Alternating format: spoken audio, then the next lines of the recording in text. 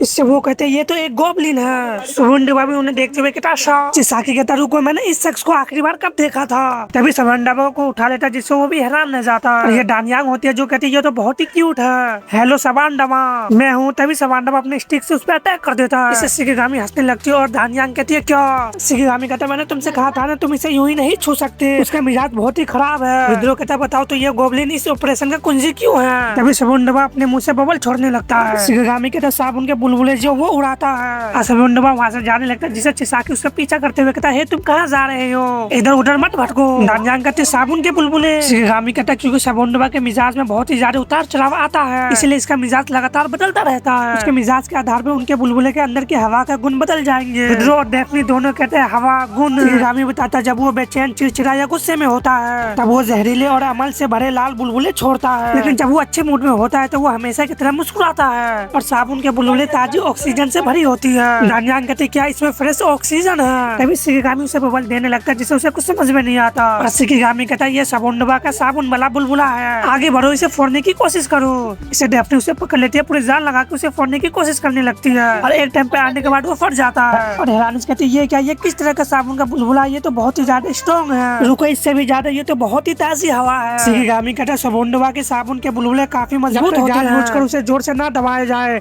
वो आसानी से फूटता या फटता नहीं है। अब तुम्हें लगभग समझ में आ गया होगा कि ये ऑपरेशन अब कैसे चल सकता है। डेफनी को पहनाते हुए कहता समुद्र के नीचे जहाँ सांस लेना मुश्किल है वहाँ गहराई में समुद्र तुम्हें ताजी हवा देता रहेगा। डानयांग कहती है वाह। डेफनी कहती है अच्छा ऐसा है तो ये एक चलता फिरता डाइविंग हेलमेट है। शिकिगामी कहता हालांकि पानी के अंदर लड़ने के लिए माहौल बनाना ही मेरे काम का हिस्सा है, मैं लगातार ऑक्सीजन देकर तुम्हें सांस लेने में मदद करता रहूंगा, लेकिन विद्रोह कहता आखिर में हमें उन्हें हराना पड़ेगा, तुम्हारा यही मतलब है। मुझे ठीक से अंदाजा नहीं लग रहा कि नीचे वाले सच में कितना स्ट्रॉन्ग है, हमें उन्हें अपनी ही पावर से पीछे ढकेलना होगा। डानयांग कहती है ये आसान नहीं होगा, वो बहुत सारे थे और इसके अलावा डेफनी कहती है अब तक मैंने खुद को सिर्फ ट्रांसफॉर्म के जरिए इलाज करने में भी समर्पित किया है, मैं फाइट में भी अपना बचाव कर सकती हूँ, मैं आलिया से भी ज्यादा स्ट्रॉन्ग हूँ। डानयांग कहती है गुड जॉब डेफनी, आइए हम इन्हें मिलकर खत्म करें। डेफनी कहती है बिल्कुल बस अच्छा सोचो। विद्रोह कहता हम चारों के एक साथ होने पर भी इसमें कुछ न कुछ कमी होना तय है। इसे वो तीनों विद्रोह को देखने लगते और विद्रोह कहता है सुपर ह्यूमन यूनियन के अंदर भी ये सच है कि कुछ लोग कॉम्बैट के मामले में बहुत ही ज्यादा स्ट्रॉन्ग होते हैं, लेकिन उनमें से किसी को भी ओपेस को सौंपा नहीं गया था। फिर भी ऐसा नहीं है कि हम अब यूं ही पीछे हट सकते हैं, हम इस जगह की जिम्मेदारी लेंगे और इसे खुद ही संभालेंगे।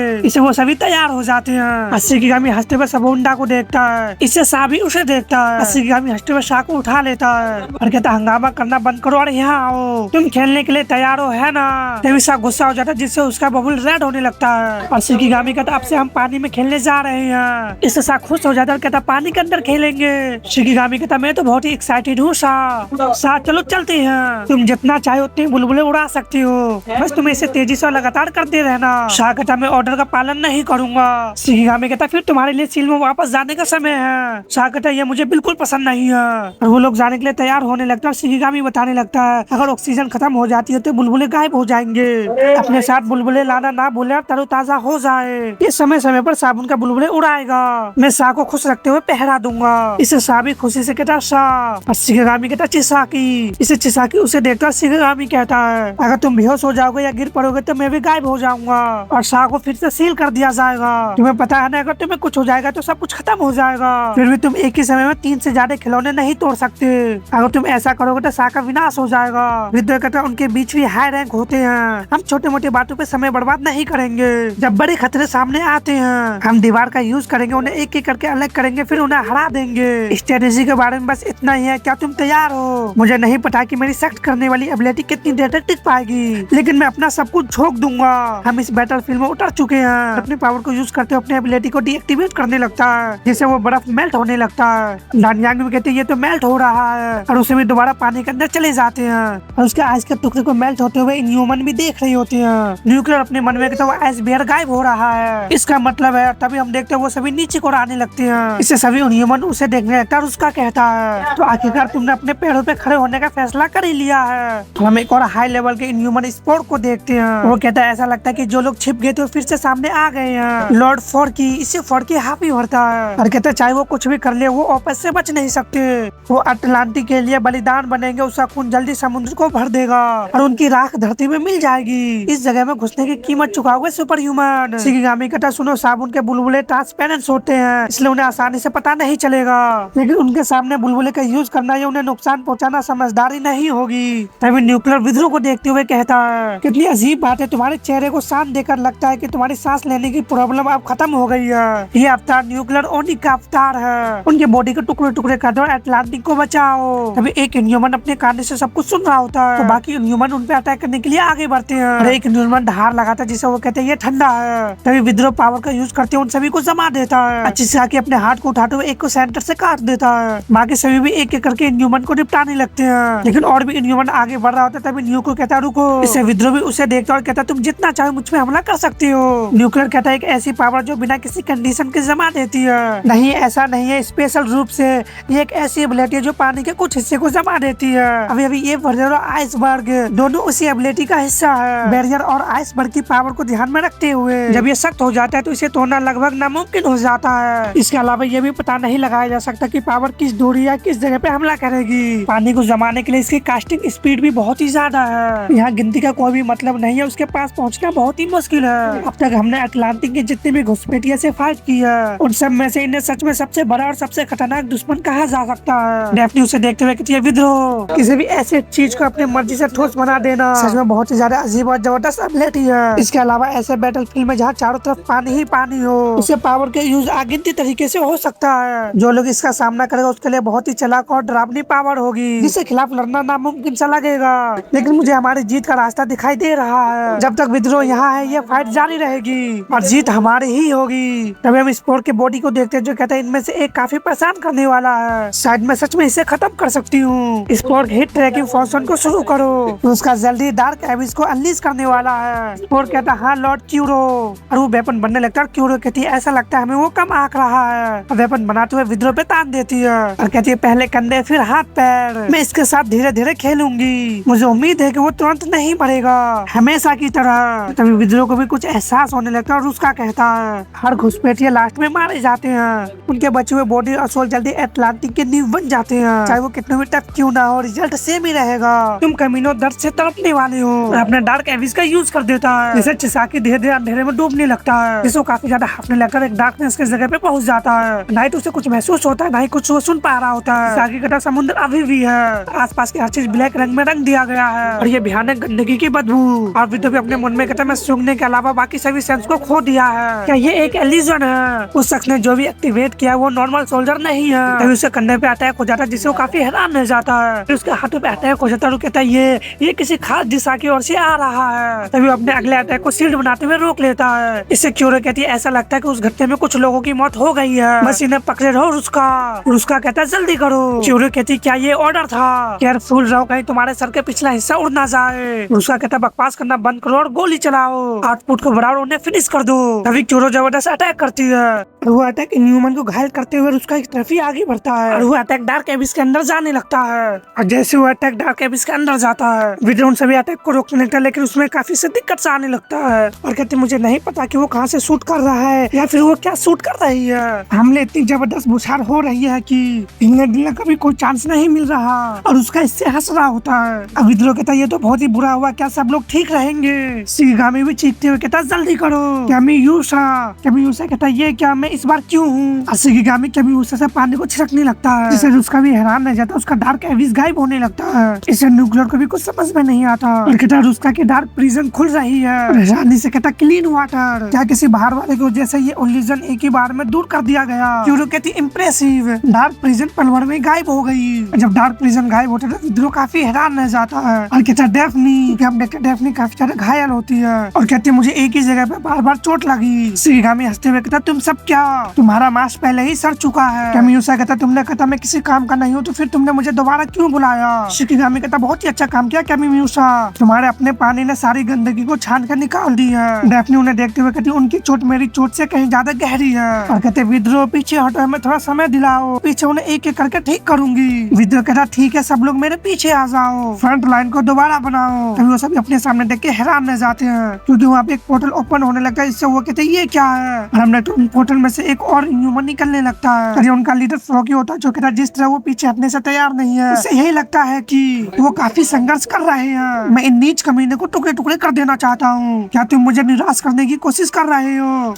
ह्यूमन घबरा जाती है और दोनों कहते हैं हमें माफ कर दो लॉर्ड फ्रॉकी। स्पोर्ट देखते हुए कहता है अगर यही सिलसिला जारी रहा तो सब खत्म हो जाएगा। स्पोर्ट कहता है बिल्कुल, अब जब ने लॉर्ड फ्रॉकी खुद कार्रवाई की है। चूरू कहती है कितनी अफसोस की बात है, अभी तो मजा आना शुरू ही हुआ था। तभी हम गेट के बाहर का सीन देखते हैं जहाँ पे एक शख्स आता है और गेट को देखते हुए कहता है जैसा की उम्मीद थी, एक सिंकहोल जैसा ऑरा, बहुत ही ज्यादा एनर्जी निकल रही है। तभी उसके मुंह से कुछ निकलने लगता है। हम कुछ समय पहले का सीन देखते हैं। कहता है ये जरूरी बातचीत है। मोहन को देखते जो कहता हाँ, कोरिया वॉर और ऑस्ट्रेलिया वॉर अगर तुमको याद है, बेशक हमने सीधे उसमें इंटरफेयर नहीं किया, लेकिन हम दिलचस्पी लेने से खुद को रोक नहीं पाए। जैसे मतलब तुम्हें इस बात की उठाने की जरूरत क्या है। मोहन कहता बात सिंपल है, कहीं दूर एक भयंकर वॉर लड़ा जा रहा है। अगर किसी भी तरह सुपर ह्यूमन यानी कि इंसानों की तरफ हार गए, अगर हम ये संभावना को मान भी ले तो वो पल विनाश की चिंगारी और शुरुआत बन जाएगा। दूसरे शब्दों में सुपर ह्यूमन के खिलाफ वॉर की हार की संभावना मान लेना हम सब बर्दाश्त नहीं कर सकते, क्योंकि इसका मतलब होगा कि इंसानियत पूरी तरह से खत्म हो जाएगा। जैसे कहता मोहन तुम आखिर क्या कहना चाह रहे हो। अगर डिफेंस फोर्स और प्यूनिट फोर्स को नापे तो प्यूनिट फोर्स पे ज्यादा जिम्मेदारी होती है। दूसरे शब्दों में प्यूनिट फोर्स ही इंसानियत की सबसे बड़ी लड़ाकू फाइटर है। अगर वो पूरी तरह से खत्म हो जाएंगे तो दुनिया भी खत्म हो जाएगी। दूसरी तरफ चिसाको को देखते जो काफी हैरान नजर आ रहा होता है, क्योंकि फ्रोकी डानियांग को पकड़ लेता है। विद्रोह चीखते हुए कहता है मत करो चिसाकी। अभी विद्रोह पे आके न्यूक्लियर अटैक कर देता है। उसे देख रहा था और उसका जाके चिसाकी को पकड़ लेता है। डेफनी कहते विद्रोह चिसाकी। दूसरी तरफ जोई कहती है तो मोहन तुम्हारा मेन मुद्दा ये है कि मोहन कहते हमें उन पर सब कुछ दांव पे लगा देना चाहिए। फिलहाल दुनिया को बचाने की जिम्मा मैं खुद संभालूंगा। और यूरोप के सभी सुपर ह्यूमन को आपस में भेज दिया गया है। तभी उस पानी के अंदर और कोई भी एंट्री करता है जिसे न्यूक्लियर हैरानी से उस तरफ देखता है, साथ ही बाकी सभी इनह्यूमन और सुपर ह्यूमन भी। ये कैसा नेवा होता है जो कहता है मेन कैरेक्टर देर से आता है। तभी वो गड़गड़ाने लगता है, कहता है 1 मिनट रुको, ये कैसी जगह है, पानी क्या मैं गुब्बारे के अंदर हूँ। और कैसा नोवा भी अटलांटिक में पहुंच जाता है और कहता मैं सांस नहीं ले पा रहा। विद्रोह कहता क्या कोई आया था, वो भी एक सुपर ह्यूमन। डानियांग का बलून गायब हो चुका था, वो भी अपने सांस को रोकती हुई उस तरफ देखती है। और कैसा नोवा बताते हैं जैसे हम यहाँ पहुँचे माहौल बहुत ही डरावना और भारी लगा। तो ये हालात है अंडरग्राउंड बैटलफील्ड का। हम कुछ समय पहले का सीन देखते और कैसा नोवा कहता डैम इट, तुम्हें मुझे पहले ही बता देना चाहिए था कि सर्दी का मौसम में मेरे पैर जम रहे हैं। मोहन कहता तुम बेवकूफ, सर्दी हो या ना हो नॉर्मल लोग जूते पहनते हैं, तुम बेवकूफ हो। उसे गाली बकते हुए कहता क्या तुम्हें अपनी औकात का पता नहीं है बेवकूफ। कैसा नोवा अपने सामने को देखते हुए कहता तो ये वही जगह है, वो अभिशाप कोना जहाँ पे इनह्यूमन कमीने छुपे हुए हैं। मोहन भी गेट को देखते हुए कहता हाँ, इसके आगे जो कुछ भी उसका नाम ओपस है। और हम देखते हैं वहाँ पे यूरोप के और भी कई सारे सुपर ह्यूमन होते हैं। और मोहन कहता एक बार जब तुम इसके अंदर कदम रखोगे पता नहीं हम किससे मिलेंगे, किसी को नहीं पता कि किस तरह का अजीब दुनिया हमारा इंतजार कर रही है। और बताया जाता है मैरिलीना जो क्यूरियस है, कहते ये इतना उदास है मुझे ये पसंद है। और वेस्टी जिसे सांस लेने में तकलीफ हो रही है, जो कहता मुझे बहुत ही बुरा सा महसूस हो रहा है। और कैसा नोवा हंसने लगता है, इसको मेन कैरेक्टर का सिंड्रोम है, यूजुअल एक्साइट जो सच में एक्साइटेड है, जो हंसते हुए कहता ये तो बहुत ही मजेदार होगा। फॉर्मिनो कैसे वो शख्स जिसे घसीट के लाया गया था और वो कह रहा था मैं यहाँ तक कैसे पहुँच गया। और मोहन कहता हमारा सिर्फ एक ही मकसद है, इन ह्यूमन को कुचल दो। और ये मोहन का पपिट होता है और कहता ये तय करो कि हर सुपर ह्यूमन दुनिया में जिंदा वापस लौट आए। और जिन कहता जब तुम इस तरह कहते हो तो ये बहुत ही डरावना लगता है मोहन। कैसा नोवा भी कहता ये सच है, हम हाल ही में काम में बहुत ढीले हो रहे हैं, लेकिन अब से ठीक करने का समय आ गया है, चलो चले। और वो सभी उस गेट में एंटर कर जाते हैं और कैसा नोवा अटलांटिक में चला जाता है। सीगामी उसके पीछे आते हुए सागा बलून को अपने हाथ में लेता है और कैसा नोवा को पहना देता है। कैसा नोवा कहता वाह का शानदार सेवा है, अब मैं चैन से सांस ले रहा हूँ। सीगामी कहता ये ऑक्सीजन बुलबुले हैं, तुम चैन से सांस ले सकते हो। कैसा नोवा कहता मैं इसकी सराहना करता हूँ, लेकिन तुम देखने में काफी खुकार लगते हो, तुम क्या हो, तुम इनह्यूमन तो नहीं लगते। सीगामी कहता हम गॉब्लिन है, लेकिन जरूरी बात जैसा कि मैंने सोचा था तुम एक सुपर ह्यूमन हो, क्या तुम हमारी मदद के लिए आए हो। कैसा नोवा कहता ओ हाँ, लेकिन मुझे ये उम्मीद नहीं था कि वहाँ मेरा पूरा ग्रुप इंतजार कर रहा होगा। सीगामी हंसते हुए कहता नाइस, ये अटलांटिक पानी के नीचे की दुनिया है, इस समय चिसाकी और 3 सुपर ह्यूमन मिलकर इनह्यूमन का सामना कर रहे हैं, लेकिन सिचुएशन इतनी आसान नहीं है। और चिसाकी की हालत खराब होने लगता। सीगामी कहता इसके अलावा उनमें से कुछ वो अपने सामने देख के हैरान रह जाता क्योंकि कैसानोवा वहाँ पे नहीं होता। कैसानोवा कहता है गुब्बारे जैसे दिखने वाले शख्स, अपने मन में कहता क्या यही उनका लीडर है। और कैसानोवा फ्रूकी के पास पहुंचते हुए कहता किसी लेडी का गला पकड़ना अच्छी बात नहीं। फ्रूकी कहता क्या मैं ये मान लूं कि तुम पहले मरना चाहते हो, है ना सुपर ह्यूमन। कैसानोवा कहता खुशी से अगर ये प्यार के लिए है तो। फिर हम दूसरी तरफ देखते हैं जहाँ पे एक और सुपर ह्यूमन नीचे को आने लगता है और ये बेस्टी होता है जो चीखते हुए नीचे को जा रहा था, फूलों के बगीचे में गिरता है और खुद को संभालता है और दोबारा खड़ा होते हुए कहता है क्या ये फूल के खेत। कैसानोवा मैरिलीना सच में सब बकवास बंद करो।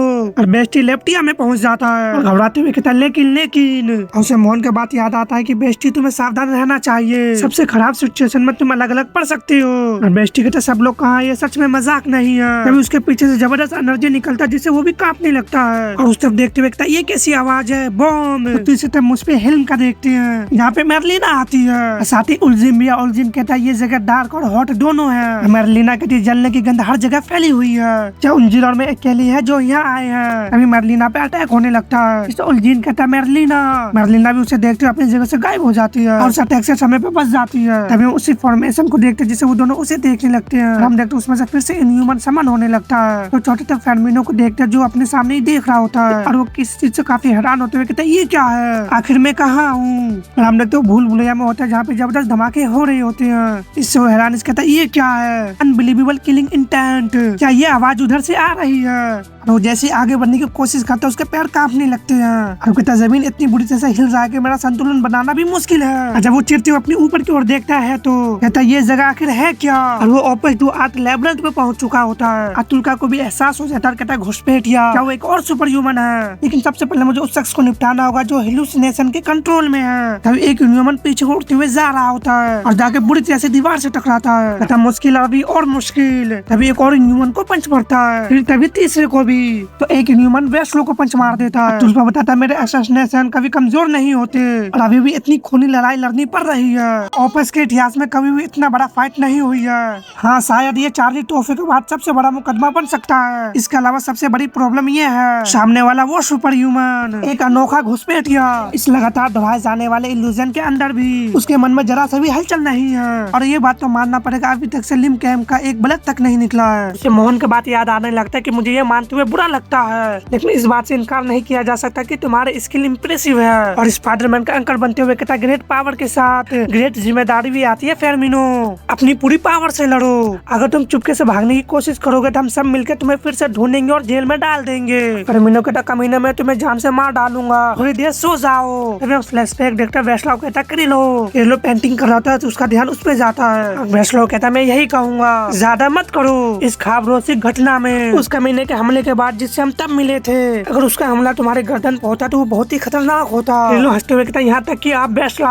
उस समय में बिल्कुल लापरवाह था। वेस्लो कहता बकवास बंद करो, लापरवाही ऐसा कोई चीज नहीं है, वो तुम्हारे स्किल और तुम्हारे लक है। इसके बाद और भी खतरनाक बैटल जरूर आएगी, जब वो समय आएगा अकेले आगे बढ़ के जान जोखिम में मत डालो, हमेशा आगे की योजना बनाओ, समझ गए। चाहे कितनी भी फाइट हो जब तक मैं तुम्हारे साथ हूँ कोई भी प्रॉब्लम नहीं होगी। हम क्रिलो का हालत को देखते जो काफी ज्यादा हाफ रहा होता है, तो कहता है ये भयानक और खतरनाक बैटल आ चुकी है और इस बार मैं बिल्कुल अकेला हूँ। गहरा घाव यहाँ तक कि कटकर अलग होना भी, क्या मैंने बहुत ज्यादा खून खो दिया है। और इमिर के साथ फाइट को अपने याद करने लगता है और कहता है मैंने बिना किसी पछतावे के फाइट लड़ी, लेकिन सच कहूँ तो ये मेरे लिए बहुत ही ज्यादा था। मेरे बॉडी का टेम्परेचर अचानक कम हो गया और मेरी सांस भी धीमी हो रही है, मानो जैसे मैं ठंडा पानी में तैर रहा हूँ। मुझे पता है कि अगर मैं इस तरह अपनी आंखें बंद कर लूंगा तो मैं मारा जाऊंगा। और इमिर के साथ फाइट को याद करने लगता है, कहता फिर भी लड़ते हुए आइलैंड पे मर जाना ये इतना बुरा भी नहीं है। और वो हिम्मत हार जाता है और इसके हाथ भी जवाब दे जाते हैं। तभी हम देखते जमीन पे पड़े पत्थर में हलचल होने लगता है, क्योंकि उसकी तरफ कोई हाफते हुए बढ़ रहा होता है जो बेस्टी होता है। किलो के पास जाते हुए कहता ओह माय गॉड क्या तुम ठीक हो। और घबराते हुए कहता खून तुम्हें इलाज की जरूरत है, होश में रहो बेस्टी, सबसे पहले तुम क्रिलो हो है ना। क्रिलो कहता तुम कौन हो। बेस्टी कहता मैं बेस्टी हूँ, मैंने तुम्हें उस लिस्ट में देखा था जो मुझे मोहन ने दिया था। क्रिलो तुम्हारे काटे हुए अंग वो कहाँ है। इससे क्रिलो को कुछ समझ में नहीं आता और बेस्टी कहता चलो हम उन्हें मिलकर ढूंढते हैं, मैं उन्हें तुम्हारे लिए दोबारा जोड़ सकता हूँ। वहाँ से फिर से धमाका होता है जिससे वो पूरी तरह से कांपने लगता है और कहता है ये सेंस पैरल होती है जो इमिर को पंच मारती है। इमिर सामने को जाके गिरता है, पैरल दोबारा इमिर की तरफ आगे बढ़ती है, उस पर अटैक करने वाली होती है। तभी वो हैरान रह जाती है क्योंकि हम उसमें एक एनर्जी अटैक को देख रहे होते हैं जिससे पैरल डायरेक्ट हिट हो जाती है और ये इमिर के थर्ड आई से हुआ होता है। इससे पैरल नीचे जाके लैंड करती है और इमिर के तहत जैसा कि उम्मीद था सैंड पैरल तुम बाहरी दुनिया के सबसे स्ट्रॉन्ग सुपर ह्यूमन हो है ना, लेकिन मैं काफी निराश हूँ क्योंकि हम देखते उसके अटैक से सैंड पैरल भी स्टोन बनने लगती है।